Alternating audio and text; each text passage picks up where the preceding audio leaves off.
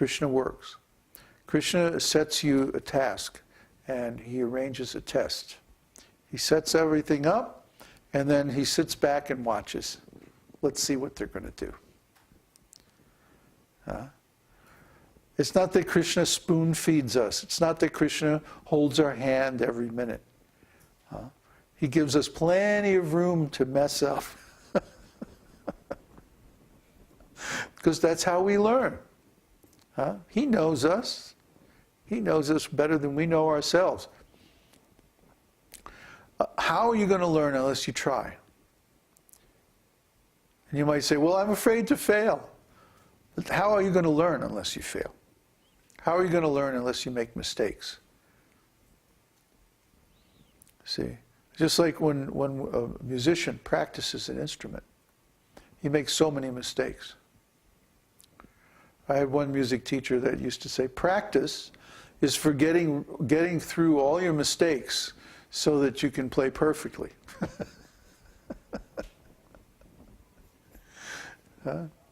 You get through all the mistakes, then you don't have to play them at the concert.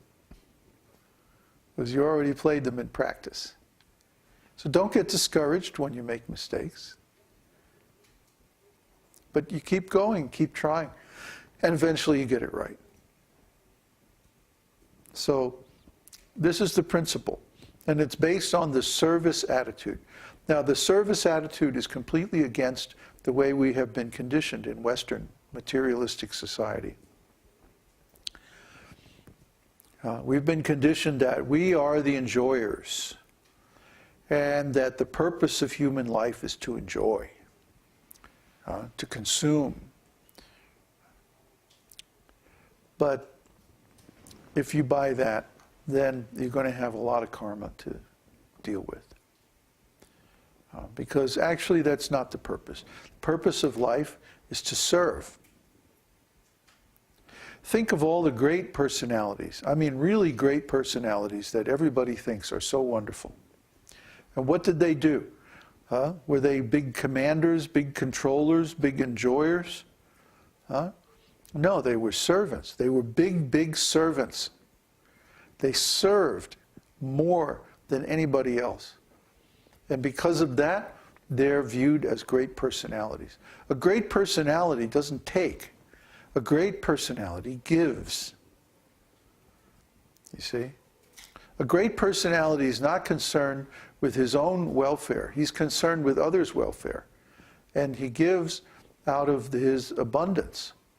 So we don't have like a lot of money, or we don't have a lot of facilities or anything like that, but what we have is a lot of knowledge. And so we give very freely of that knowledge, and we have given very, very freely and abundantly of our knowledge, shared it completely openly and freely for the last 7 years. As a result, there is a huge, tremendous treasure trove of knowledge available on our website. So we are getting together an archive of all that knowledge that you can download, burn to a DVD or something like that. How's that coming, by the way, Udu? Not coming.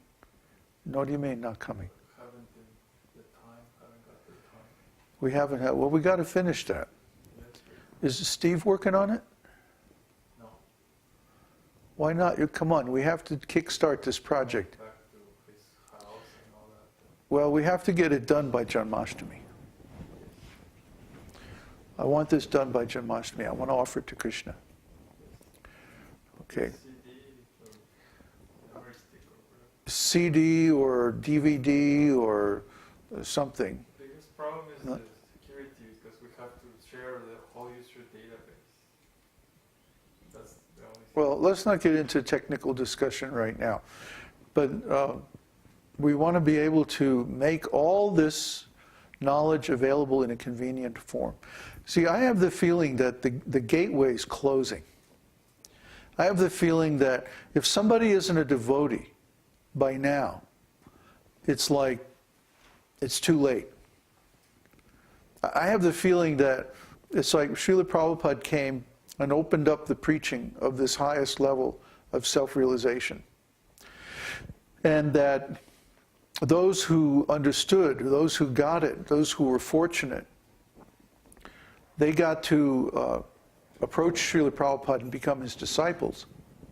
And then there was a test. The test, of course, was ISKCON becoming corrupted. So many devotees falling down.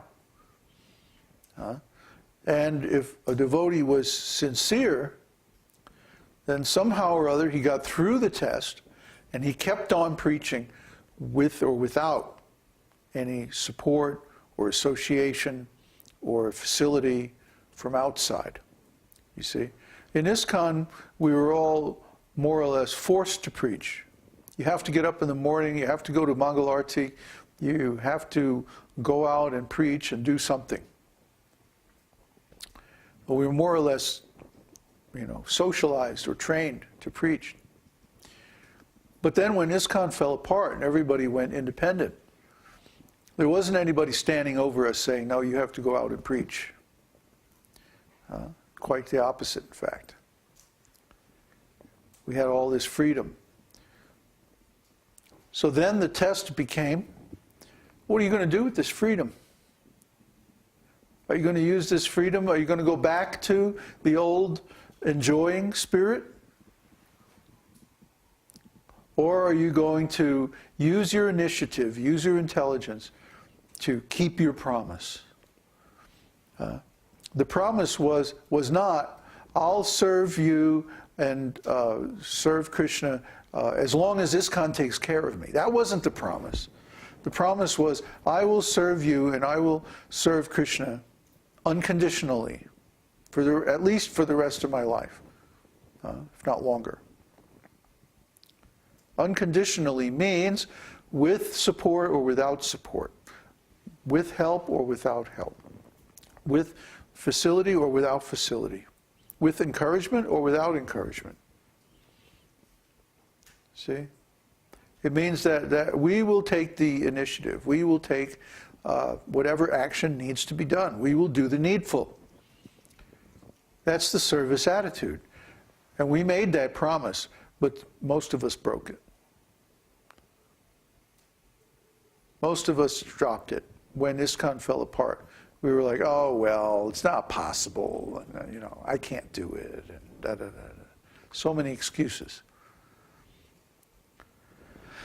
But, Krishna makes the sun come up every day, and he makes the seasons, and he makes so many things just to give us the support we need to exist. Does he come up with excuse? Oh, I forgot to make the sunrise today. Darn, Well, it just wasn't convenient. I was in bed with Radha, and, didn't feel like getting up this morning. So. Does Krishna ever do that? No. He somehow or other makes it all happen. You see? So how can we expect Krishna to keep his promise if we don't keep our promise? How can we expect Krishna to keep Prabhupada's promise if we don't keep our promise to Prabhupada? See? So you all need to understand that those who didn't pass this test, who fell by the wayside, their destination is different from those who passed the test and kept on going and kept their promises, kept their integrity, kept their service to Krishna. It hasn't been easy, and sometimes it hasn't been a whole lot of fun, but now we feel like, okay, we made it.